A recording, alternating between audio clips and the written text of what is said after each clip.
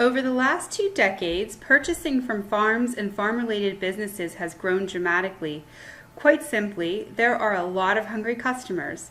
In this video, we will show you the developing trends for the 2015 season. One of the most important trends this year is food safety. Consumers are interested in traceability and how things are produced. There are ongoing concerns with the national and international food supply chains. For example, there was recently an outbreak of listeria that was linked to cantaloupes. For producers, food safety has to be balanced with costs and obligatory regulations. Consumers don't really consider these types of producer restraints and costs. For consumers, it's all about transparency and origin. They want to know about the sources of their meats and produce. Consumers also want to access this information through one-on-one relationships in a direct-to-consumer environment. This isn't always possible. That means in a small-scale wholesale environment, labels are extremely important.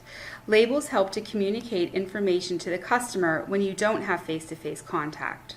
Consumers are still aware and concerned about GMOs. A buzzword for this year is minimal processing. This goes along with the clean and whole food diets. Consumers want to know they are eating real, not unhealthy processed foods. Reducing the amount of food waste is a big trend this year.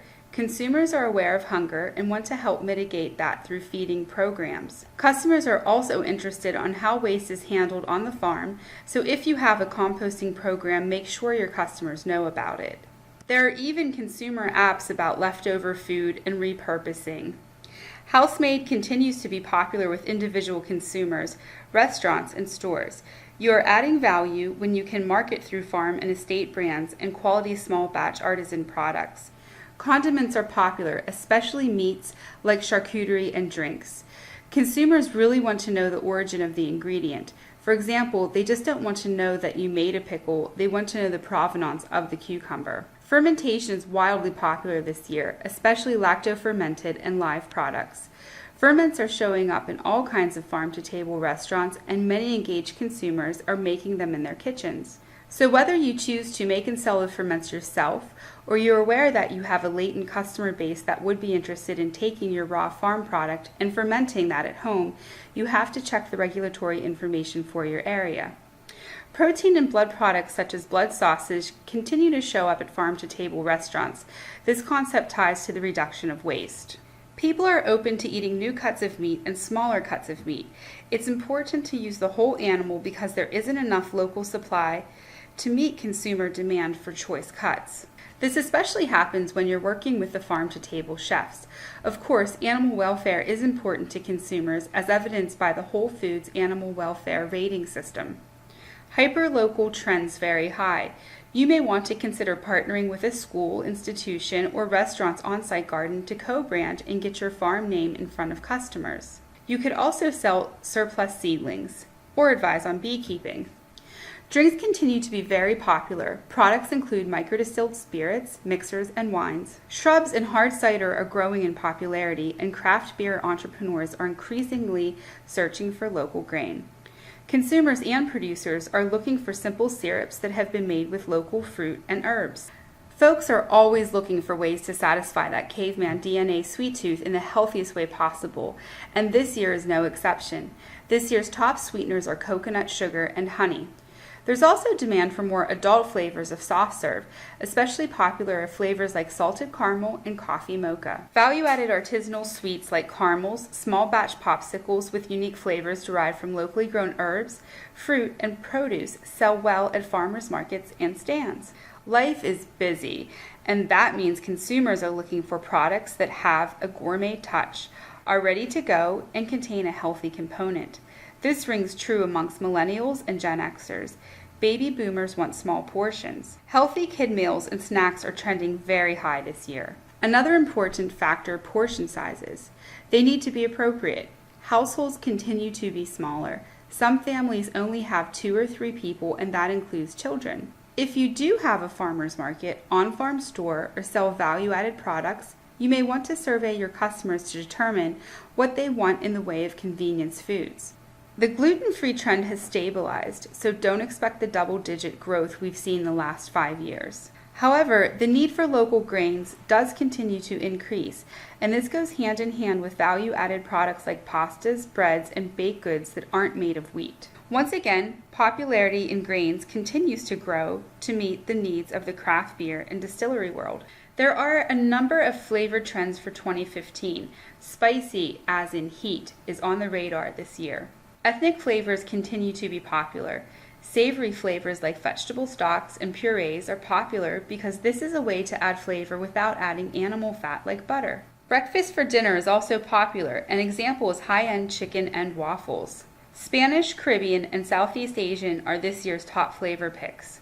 Restaurants, ethnic grocery stores, and farm market customers are looking for fresh products like ginger, lemongrass, cilantro, chilies, onions, garlic, peppers, and citrus. Value-added products could include stir-fry sauces, marinades, dipping, and fish sauces. Whether you are supplying restaurants and ethnic grocery stores or creating your own value-added products, this is an area where you can keep your product lines fresh and connect with customers who will pay for artisanal quality.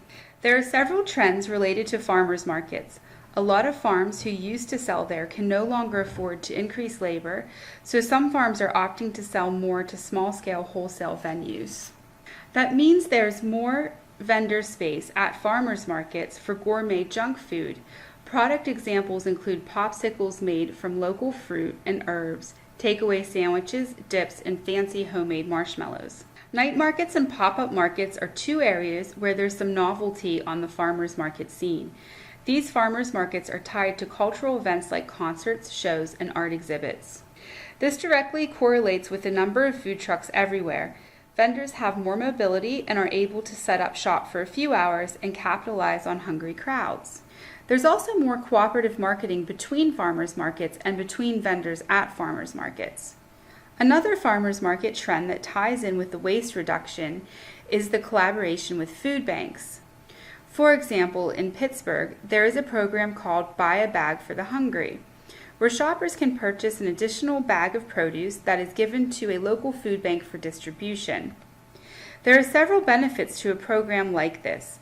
Farmers and vendors are able to increase sales, and there's a lot of extra fresh, nutritious food entering the rescue and emergency feeding supply chain. Double Up Food Bucks is also a great program that works with foundation and federal dollars. The Federal Improved Nutrition Initiative grant, known as FINI, allows a SNAP recipient to increase their purchasing power. If a farmer's market has a SNAP EBT benefit program in place and a SNAP beneficiary swipes their card for, say, a $5 purchase, that individual will receive an additional $1 or $2 in benefits. Farmers markets are beginning to more widely implement this program because of the benefits for sellers, vendors, and consumers.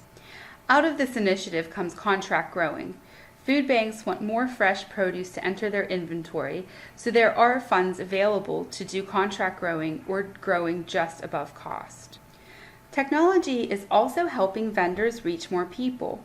Consumers are now able to use SNAP benefits, formerly the food stamp program, to purchase fresh vegetables at farmers markets. Individuals can also use credit cards and ATM cards to make purchases, so they are no longer limited to the cash in their pocket. In closing, combining annual trends with a solid foundation of quality, local, and family farmed foods can be a win-win for brand recognition and profitability.